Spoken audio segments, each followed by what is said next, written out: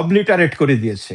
তো এই মুহূর্তে যেই যুদ্ধটা আপনারা দেখতে পাচ্ছেন, যে দিক দিয়ে পারে মারতেছে পাগলা কুত্তার মতো, কেউ কাউকে থামানোর মতো নাই। কে কি করতেছে, কিভাবে করতেছে নোবডি নোস।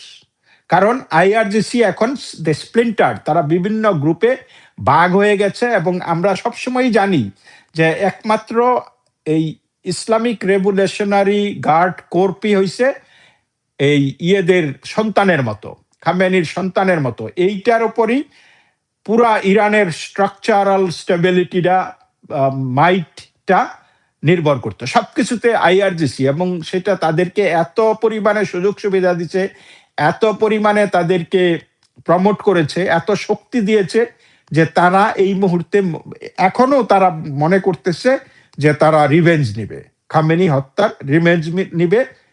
তারা বেসিক্যালি একটা সুইসাইডাল যুদ্ধে এই মুহূর্তে লিপ্ত হয়েছে।